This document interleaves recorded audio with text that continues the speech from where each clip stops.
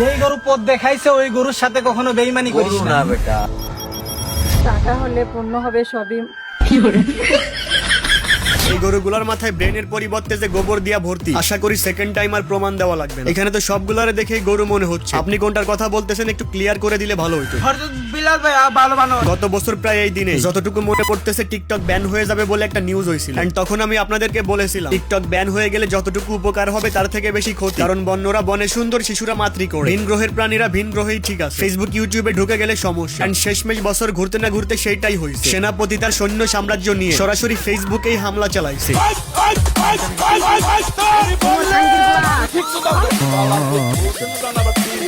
WhatsApp বাজান, this is Khan and welcome back to Khan সাহেবের এলাকা। আমি আগের ভিডিওতে বলেছিলাম আমার সমস্যা বিল্লালকে নিয়ে না, আমার সমস্যা তাদেরকে নিয়ে যারা বিল্লালকে বিল্লাল বাবা বানাইছে, এন্ড বিল্লালের বালপাক না ছেলে পেলেদেরকে নিয়ে। দ্বিতীয় পার্ট দেওয়ার জন্য আপনারাও প্রচুর পরিমাণে অ্যাপ্রিসিয়েশন জানাইছেন। দেন তারপরে আর কি আমি আর চুপ থাকতে পারলাম না।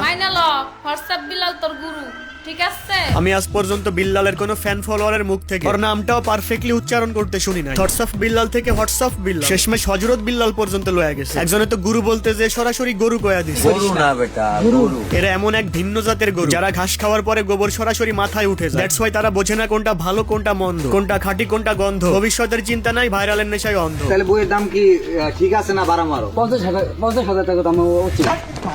হৃদয় ভাঙার গর্জন বাংলাদেশে ইতিহাস হয়ে থাকবে। আর যদিও ইতিহাস হয়ে থাকে তার প্রথম পাতায় লেখা থাকবে এক মহিয়সী পুরুষ জিপিটি দেখা বই লিখেছিল। বইয়ের নাম ছিল হৃদয় ভাঙার গর্জন। কিছুদিন পরে বইয়ের লেখককে নোবেল দেওয়ার পরিবর্তে হটস্টিক দিয়ে করা হয়েছিল ধর্ষণ, কারণ তিনি 80 টাকার বইয়ের দাম রাখতেন 1000 টাকা। একটা পেজে মাত্র 4টা লাইন, বাকিটা ফাঁকা। মাদার ফাঁকা। 1000 স্টার দেন, কলে নিয়ে আসবো, ভিডিও কলে কথা বলবো। তার সাথে ভিডিও কলে কথা বলতে গেলে 1000 স্টার দেওয়া লাগবে। এর চেয়ে তো ইমো ফ্রিল্যান্সাররা রেট আরো বেশি রাখে। সরাসরি 1 ঘন্টা সময় কাটাতে 10,000 টাকা দেওয়া লাগবে। আফসোস এত কষ্ট করেও সমকামিতা কমাইতে পারলাম না। কালাকালি অনেকবার তওবা করি, করব না, ছেড়ে দিতে চাই। Please don't mind. মূল ভিডিওতে যাওয়ার আগে ছোট্ট একটা বিজ্ঞাপন। আপনারা যারা ফ্রিতে ট্রেডিং শিখে নিজের ক্যারিয়ার বানাতে চান, সম্পূর্ণ আমার গাইডলাইনের ভিতরে থেকে ট্রেডিং শিখতে চান, আপনারা জয়েন হতে পারেন আমাদের টেলিগ্রাম গ্রুপ ট্রেডার খানের এলাকা। ট্রেডিং এর A to Z লাইভ ক্লাসের মাধ্যমে শেখানো হবে, প্রফিট করানো হবে ফাও। Telegram group link in comment box, তাড়াতাড়ি চলে যাও। আর আমি খান সাহেব আছি আপনাদের সাথে, আড্ডা হবে প্রতি রাতে। ট্রেডার খানের লোকজন, কি অবস্থা তোমাদের?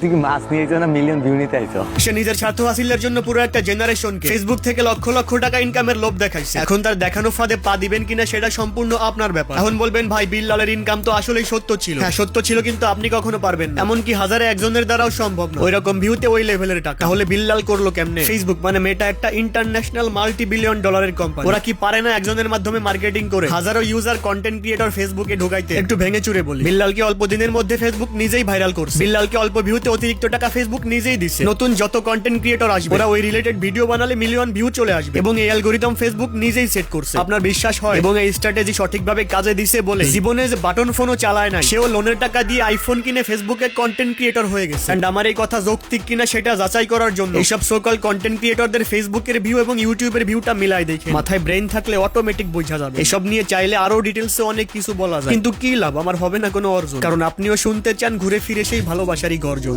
আমি কথা দিয়ে কথা রেখেছি, তুমি আসলেই তো ফিরে। কিসের ঠ্যাক হলো এটা? আমি প্রায় ভিডিওতেই বলে থাকি বর্তমান বিশ্বের সবচেয়ে মূল্যবান জিনিস হলো অ্যাটেনশন। সেটা হতে পারে মনিটাইজেশনাল ইনকামের লোভ দিয়ে, হতে পারে মহাকাব্যিক বই নিয়ে, ক্যামেরার সামনে ছোট ছোট কাপড় পরে, কিংবা 7 সেকেন্ডের নৃত্য করে।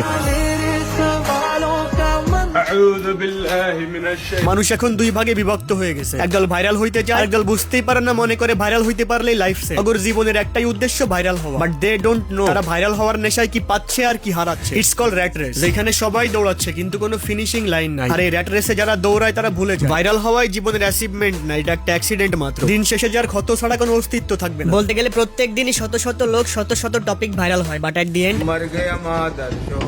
বিল্লাল, ওমর, নাসাদেরকে নিয়ে আমার বলার কিছু নাই। প্রশ্ন তাদের কাছে যারা গন্তব্যহীন প্রতিযোগিতায় অংশ লইছে। আপনি কি করতেছেন, কোন কারণে করতেছেন, এর ভবিষ্যৎ কি? আপনি কি দেখতেছেন, কোন কারণে দেখতেছেন, এর প্রভাব কি? কবি বলেছিলেন try to be a creator not a consumer. তাই বলে জানা তা ক্রিয়েট করা শুরু করে দিলি। হোয়াটসঅ্যাপ বিলাল তোর গুরু। এর চেয়ে আপনি যদি খান সাহেবের কাছে গেমিং এর ক্যারিয়ার ক্রিয়েট করতে চান তাহলে কমেন্টে থাকা লিংকে ক্লিক করে খান সাহেবের গেমিং চ্যানেলে চলে যান। চিন্তা নেই, নেক্সট ভিডিওতে বাউলের হাউয়া মাউয়া ছিড়া ফেলানো হবে, আপনারা রিল্যাক্সে থাকেন।